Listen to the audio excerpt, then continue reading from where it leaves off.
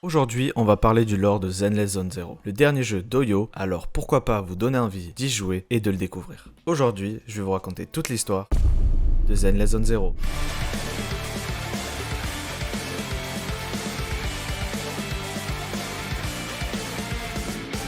First of all, take the lead. Break the wall, full speed.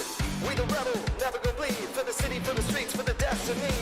Don't take it slow, that means trouble. My time to grow, might need that double. Hold the line, the answer's simple. In the game, take the bait, still be humble.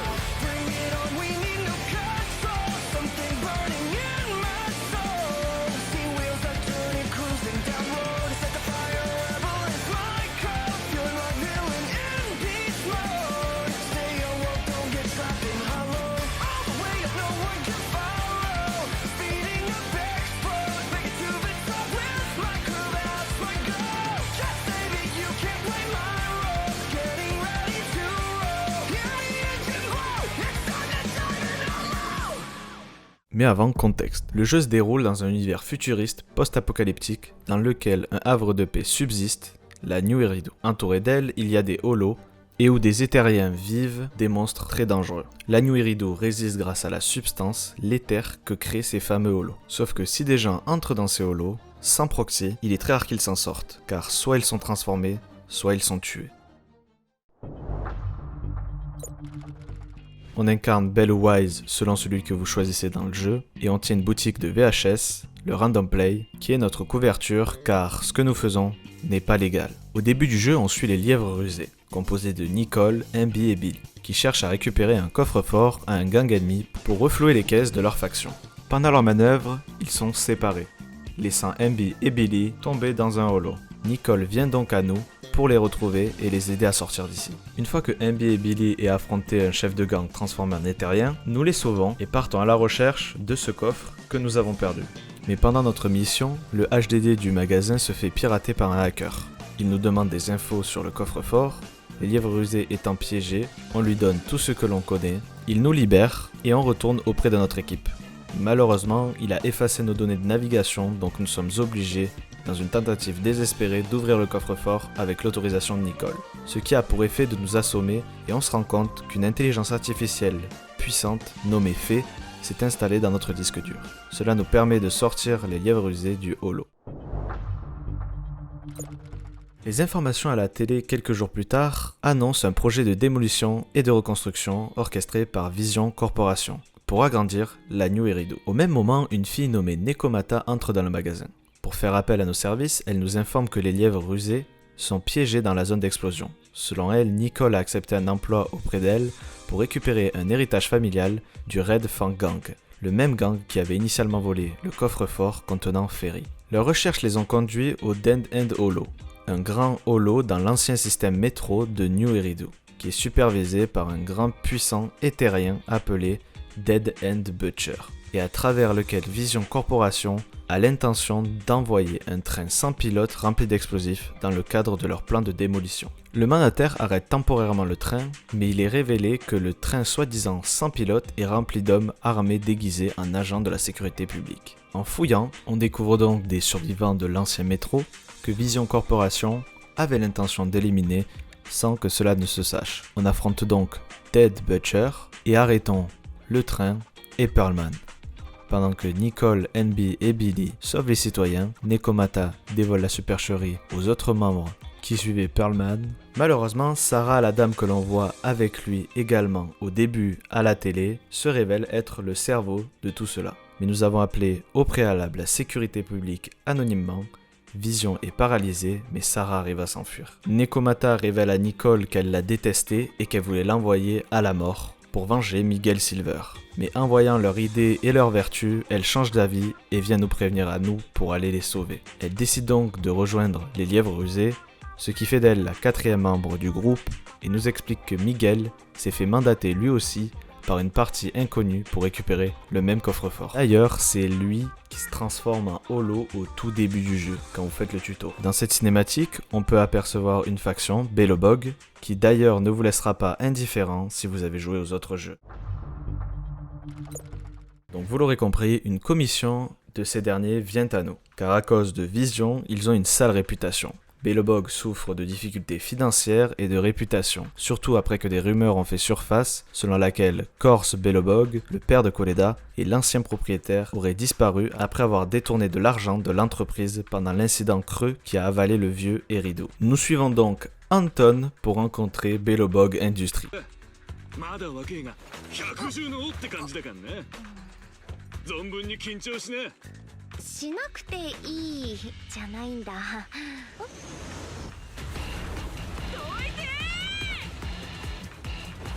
走れ。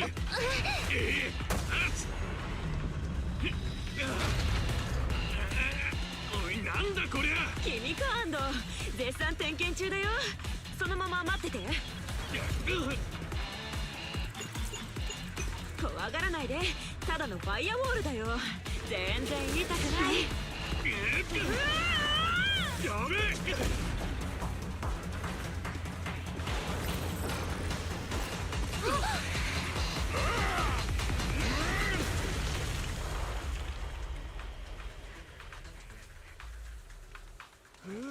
終わったか。Ils nous demandent de nous occuper de 3 de leurs machines à l'intérieur du holo. En enquêtant, on découvre que l'origine est un prototype de machine de construction conçu par Core, qui a utilisé l'argent de Belobog pour le terminer plutôt que de détourner pour lui-même. Brandissant le reste d'un monument endommagé, alors qu'il tente de récupérer le prototype, le monument est délogé, révélant une créature inconnue qui fusionne avec les machines de Belobog et attaque le groupe. Belobog bat la créature et ses restes sont arrêtés par la sécurité publique et le commandant adjoint Justin Bringer. Quelque temps après que la sécurité publique ait sécurisé le reste de la créature, le proxy s'allie anonymement à Zuyuan et Kinky, 2 agentes de la sécurité publique qui accompagnaient le commandant Bringer. Après que Zuyuan et Kinky sauvent le proxy d'une voiture qui tenta de l'écraser à cause d'un EMP, nous partons en mission pour comprendre pourquoi il y a eu cette coupure. Avec l'aide du proxy, les agents découvrent que les récentes attaques d'EMP dans la ville font partie d'un complot secret visant à voler les restes de la créature avant son arrivée au quartier général de Hand, département des affaires creuses de la neutralisation. Bien que Zuyuan et Kinky soient seuls pour arrêter les criminels, le proxy les aide à s'échapper après être tombés dans un piège. Ensuite, Koleda découvre un enregistrement pris par le prototype qui révèle que Core utilisait la machine pour empêcher le monument de s'effondrer et garder la créature contenue. Mais il a été assassiné par un inconnu. Mais avant sa mort, il réussit à inciter son agresseur à révéler le nom de la créature, Sacrifice. À la suite du scandale de la Vision Corporation, Nicole et les Cunningares décident de représenter les survivants lors du procès contre Charles Perlman. Mais Perlman, sachant que Sarah compte faire de lui le bouc émissaire de toute cette affaire, la menace de la faire chanter en révélant son implication, à moins qu'elle ne l'aide à s'échapper. Pendant que les Cunningares se préparent pour le procès, Nicole demande à Phaeton d'enquêter sur la disparition de Rain, une hackeuse amie qui s'est volatilisée peu de temps auparavant. Nicole reçoit en effet des messages vides de son téléphone qu'elle interprète comme un appel à l'aide. L'enquête l'amène au Ballet Twins, 2 immenses gratte-ciel partiellement engloutis par un holo en expansion. Sur place, il rencontre la Victoria House Keeping Company, chargée par un employeur anonyme de l'entretien des tours et d'empêcher toute intrusion. 30秒でご用件をどうぞ。それ次第では。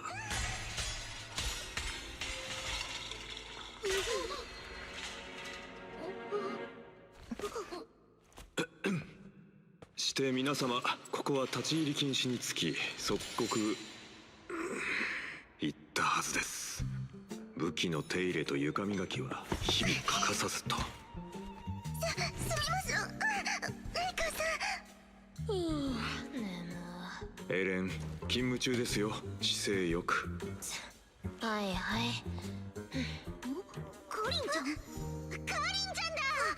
猫又様、それに調査員様。カリン、面識が？はい、そうなんです。ホローで迷子になっていたカリンを助けてくれた方々なんです。なるほど。リナ、もういいでしょう。はいつの間に。鋭い子ですわ。一時はバレてしまうかと。まだまだアミーナ。顔見知りなのでしたら手間が省けます。申し遅れました。私どもはビクトリア火星です。Peu après, Nicole et les lièvres rusés doivent quitter les lieux pour embarquer sur l'aéronef qui les transporte avec Pearlman vers le tribunal. Mais Victoria Housekeeping accepte de poursuivre l'enquête aux côtés du proxy afin de retrouver Rain. La recherche les entraîne vers l'étage supérieur des Ballet Twins. ガイド様なしでは成し得なかったことですわね。ご主人様もお喜びになりますわ。どういたしまして。そこに何かあるよ。これって。プロ騎士様、お心当たりが。間違いない。レインのリュックだよ。ここにいたんだ。手がかりがあるかも。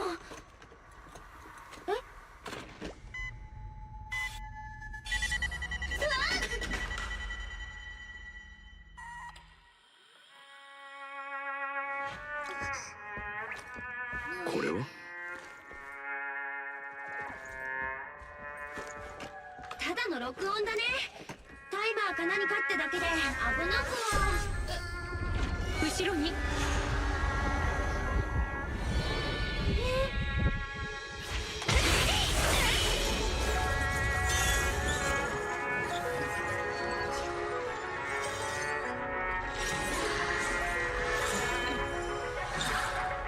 こいつどっから出てきたの？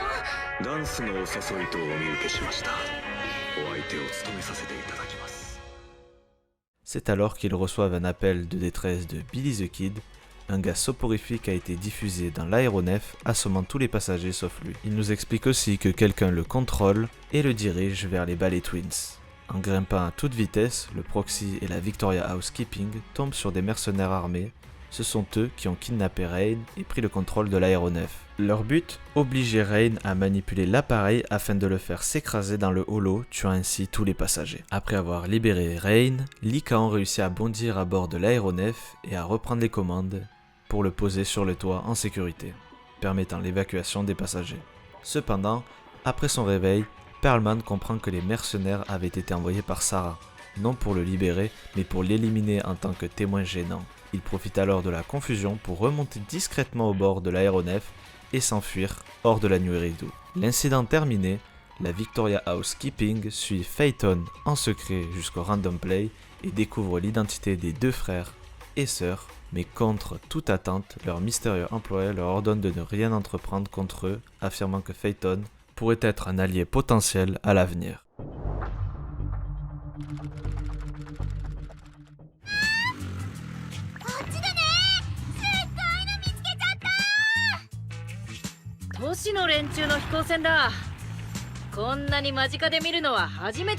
Dans l'anneau extérieur, cette vaste zone désertique qui entoure la New Eridu, le destin de Charles Pearlman prend une tournure inattendue. Après s'être enfui de la ville en volant un dirigeable, il s'écrase en plein désert, et c'est là que les Sons of Calydon, un gang de motards redoutés, le découvrent inconscient au milieu des débris. Il le ramène à Blazewood, une cité qui sert à la fois de base d'opération et de refuge pour les clans des Calydon. De leur côté, le proxy apprenne cette nouvelle par Billy the Kid, un ancien allié des Sons of Calydon. Billy propose de les escorter jusqu'à Blazewood, mais le voyage est brutalement interrompu. Lucius, le bras droit du gang rival des Vanquishers, tend une embuscade. Leur véhicule est forcé de s'écraser en plein holo où les Éthériens rôdent. Malgré la situation désespérée, Billy the Kid et le proxy tiennent bon, repoussant les créatures assez longtemps pour que les Sons of Calydon organisent une mission sauvetage, mais l'effort coûte cher. Exposé trop longtemps à la corruption, le proxy finit par perdre connaissance. À notre réveil, on se retrouve à Blazewood, soigné par les Sons of Calydon. C'est à ce moment-là qu'ils appellent notre frère, et César nous révèle que Pearlman est toujours dans le coma. Mais César pose une condition, ils garderont Pearlman en sécurité seulement si le proxy et Lièvre Rusé acceptent de les représenter dans une épreuve capitale, le fameux Tour de l'Inferno. Cette course légendaire n'est pas qu'un simple rallye, elle traverse un holo jusqu'à Cinder Lake, un lieu où repose un immense réservoir de carburant naturel. Le vainqueur doit lancer une Sparkstone explosive au cœur du lac pour purifier les terres et garantir la survie de la région, car Cinder Lake est la principale source d'énergie qui permet à l'anneau extérieur de ne pas dépendre du carburant des terres raffinées de la New Eridu. Le vainqueur du tour deviendra donc le souverain de l'anneau extérieur. Jusqu'ici, ce titre revenait à Pompée, le chef des Vanquishers. Avec le proxy et son frère, à leur côté, les Sons of Calydon se préparent malgré les multiples sabotages de Lucius. Le jour venu, la course s'engage. Les pilotes foncent à travers le holo dans un chaos de poussière, de flammes et de corruption. Mais Lucius joue son atout, il piège les Calédones avec des explosifs et prend la tête, atteignant le Cinder Lake en premier. C'est alors que son véritable plan se révèle. Trahissant Pompée, il utilise la Sparkstone trafiquée qui, au lieu de purifier les terres, augmente la corruption ambiante. Son but est clair, plonger Cinder dans un état de pourriture irréversible afin de forcer l'anneau extérieur à dépendre entièrement du carburant fourni par la New Eridu.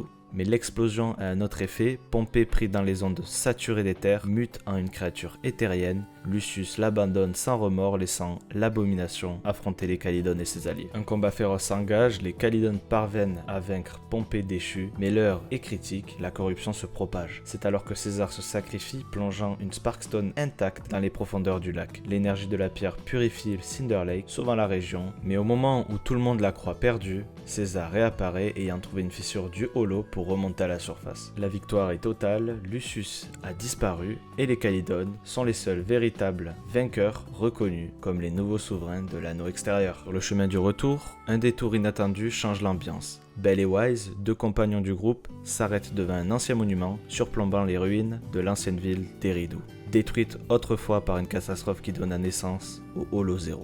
Ils déposent un hommage silencieux et révèlent enfin leur secret. Ils sont les enfants adoptifs et anciens élèves de Carol Arna, professeur du Holo Institute, accusé à tort d'être responsable de cette tragédie. Convaincus de son innocence, Belle et Wise se promettent de percer la vérité et de découvrir ce qui s'est réellement passé lors de la destruction de l'ancienne Eridu. Mais avant de parler du dernier chapitre qui clôture notre histoire, on va parler de deux points importants et on commence tout de suite avec la section 6. La section 6 est une unité d'élite de l'organisation des Holo Special Operations qui appartient au END, Holo Affairs and Neutralization Department. Dans la ville de la New Eridu, son travail est d'intervenir sur les Holo, les zones dangereuses, conduire des missions très risquées et répondre aux catastrophes liées au Holo. Elle est composée de 4 membres: Tsukishiro Yanagi, la chef adjointe prudente méthodique, ancienne combattante dans la guerre contre les Oni. Elle est devenue Mi-Oni après un pacte sacrificiel. Le chef précédent des Oni a donné de son sang, ce qui lui donne un lien avec cette culture. Elle joue souvent un rôle modérateur dans l'équipe. On a aussi Sokaku, une jeune Oni élevée et prise en charge par Yanagi pendant la guerre.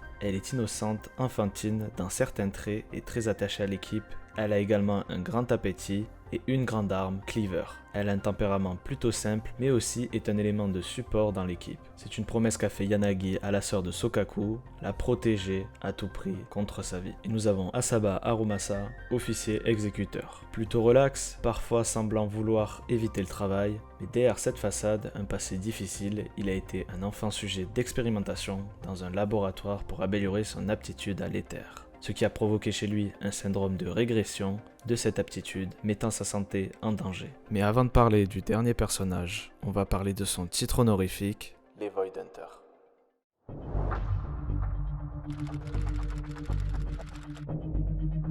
Phew, Internet's impressive. I had to use Ghost to hack in.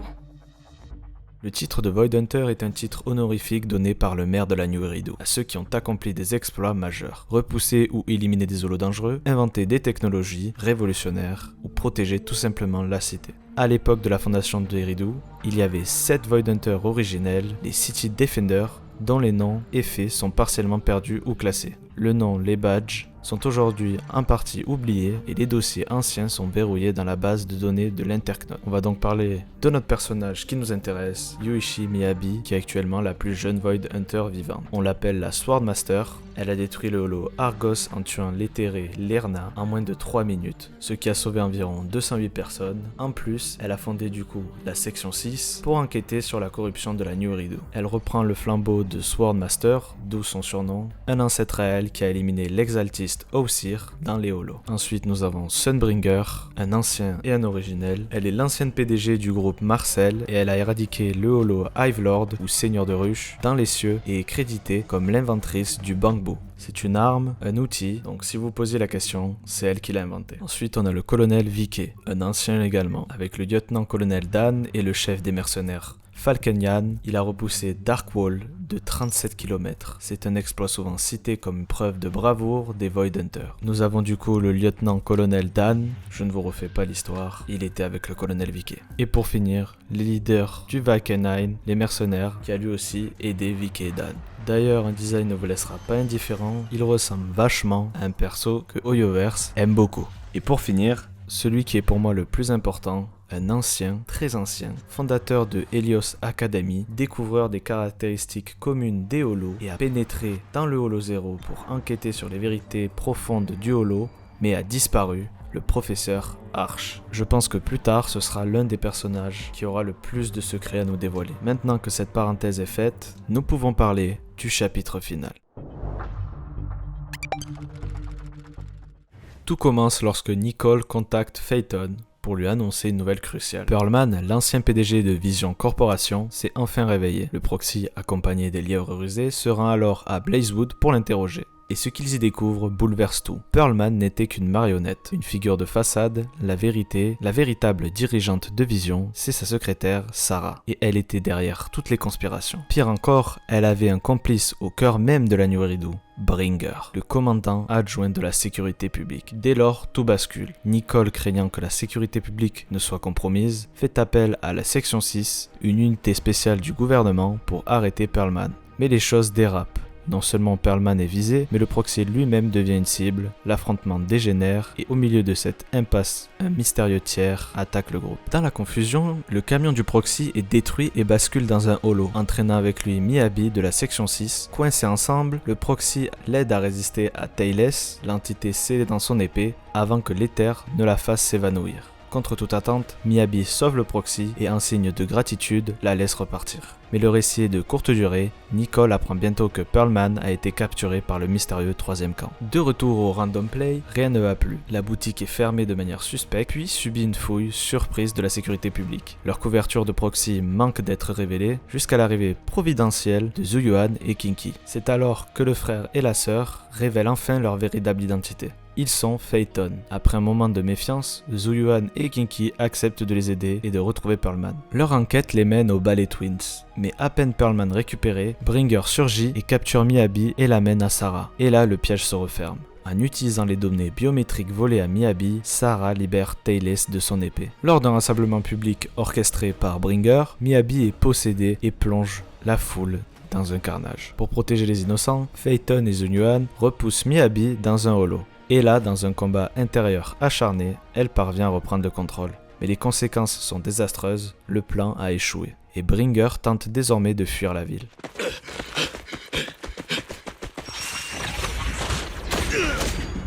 止まれ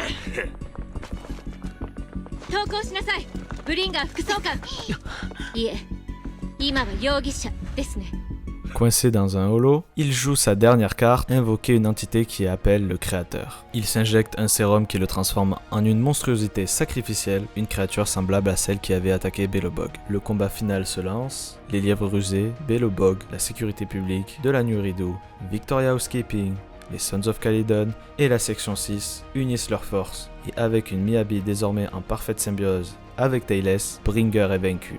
Mais Sarah, encore une fois, disparaît dans l'ombre. Alors que la ville célèbre sa survie, Phaeton choisit une autre voie. Dans le secret, ils descendent dans le holo pour affronter Bringer, agonisant. C'est là qu'ils apprennent une vérité glaçante. Cette créature sacrificielle est la même que celle qui avait jadis capturé Carol Arna, lors de la catastrophe d'Eridu Holo. Dans ces derniers instants, Bringer tente une attaque désespérée, mais le frère et la sœur y survivent grâce à un pouvoir encore inexpliqué. Plus tard, devant le monument de la vieille Eridu, Phaeton retrouve Miyabi. Elle lui confie que sa mère a péri dans cette catastrophe et qu'elle poursuivra sa quête pour découvrir le véritable coupable. En retour, le proxy fait tomber le masque, il lui révèle qu'ils sont Phaeton et que leur objectif est de laver l'honneur de Carol Arna en perçant le secret du Holo Zero. Miyabi, loin de rejeter cette vérité, leur tend la main. Peut-être que l'histoire est bien plus complexe qu'ils ne l'imaginent. Mais désormais, une chose est sûre, le frère et la sœur sont placés sous la protection de sa famille. C'est ainsi que la saison 1 de Zenless Zone Zero se termine. Enfin terminée, pas vraiment. Après l'incident avec l'inspecteur Bringer, Phaeton reçoit un appel inattendu. C'est Lycaon qui leur annonce que son patron, le maire de la New Eridu, souhaite les rencontrer. Face à eux, le maire révèle un secret lourd. Il était un ami proche de Carol Arna. Comprenant notre quête de laver son honneur, il nous offre un cadeau précieux, une amélioration de leur système HDD et de leurs implants oculaires. Cela nous permet d'être plus résistants à l'éther et donc désormais de pouvoir explorer les holos sans risque. Mais il a aussi une requête, retrouver un joyau mystérieux, le cœur du sacrifice. Vaincu par Belobog, volé à la sécurité publique, ce cœur est sur le point d'être vendu aux enchères entre de mauvaises mains, notamment celles des exaltistes, permettre au sacrifice de se manifester hors des holos. Pour cette mission, le proxy croise la route de Hugo Vlad, le chef de l'organisation criminelle des Mockingbird, déguisé en galeriste d'art. Intrigué par le frère et la sœur, Hugo leur offre un billet pour l'enchère. Sur place, Phaeton retrouve le joyau, mais c'est Heartman Ravenlock, chef actuel de la puissante famille Ravenlock, qui l'emporte. Tout bascule quand Hugo surgit et vole le cœur et s'enfuit dans un holo. Le proxy et Lycaon se lancent à sa poursuite, c'est alors que la vérité éclate. Lycaon est un ancien membre des Mockingbird. Parti quand Hugo a brisé leur serment, qui était de ne jamais tuer, leur affrontement est si violent, mais Hugo réussit à s'échapper. De retour auprès du maire,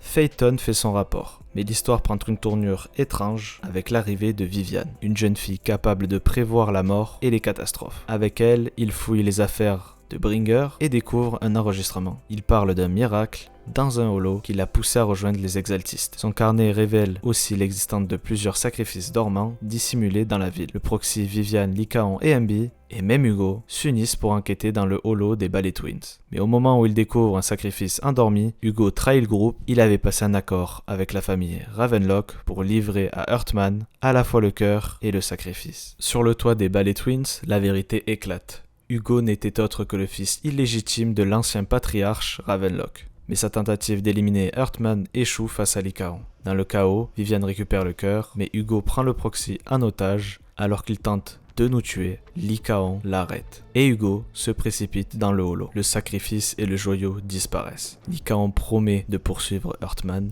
tandis que Viviane est recueillie par nous. On l'accueille donc au Random Play. Pourtant, Viviane cache une vision effrayante, peur, souffrance et destruction centrée sur nous. Ensemble, nous découvrons d'autres sacrifices dormants qui ont déjà été détruits par Camille, une exaltiste. Viviane avoue son passé. Elle et Camille et Dina, la fille du chef de la branche Janus Carter, faisaient toutes partie de la secte. Mais après avoir découvert que Landon, le père de Dina, utilisait son don de précognition pour désigner des cobayes pour ses expériences, Viviane s'est rebellée. Camille a fini par tuer Landon en légitime défense. Et puis Dina lui voue une haine implacable. Lorsque Viviane et Phaeton tentent d'intercepter Dina, ils découvrent que le cœur confié à Heartman était un faux. Dina veut poursuivre les expériences de son père et nous tend une embuscade. Mais nous sommes sauvés par Yixuan, membre du Yunki Summit, une secte mystique travaillant avec le maire. Les pistes mènent donc au manoir de Ravenlock, et Heartman organise un banquet pour redorer son prestige auprès du Tops. Phaeton et Viviane infiltrent donc la réception,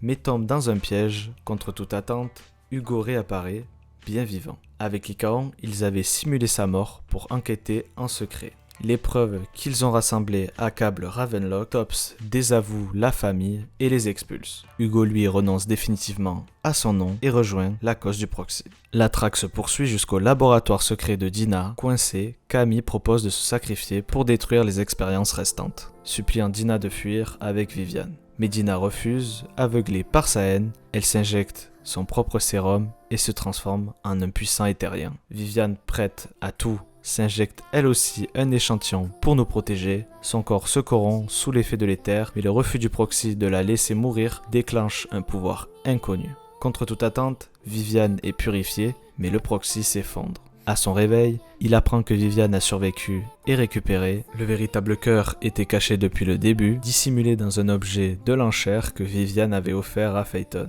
Hugo accepte de le remettre au maire. Lycaon de son côté révèle une vérité capitale, le frère et la sœur ont le pouvoir de manipuler l'énergie des éthériens. Le maire est convaincu et les dirige vers Yixuan qui leur propose de poursuivre leur enquête à leur côté. C'est ainsi que s'achève vraiment la saison 1 de Zenless Zone Zero. Si vous l'avez écouté jusqu'au bout, merci beaucoup. N'hésitez pas à liker, à commenter. J'ai volontairement enlevé certains épisodes où je vous ferai une vidéo dédiée, comme la 2.0. J'espère qu'après cela, je vous ai donné envie de jouer au jeu, car oui, ce n'est pas qu'un jeu de Gunner, c'est aussi des personnages attachants, des émotions et une histoire qui ne cesse de me surprendre. C'était Gros Chat. That's why I couldn't risk it. I even selfishly asked the others in Ogle Squad to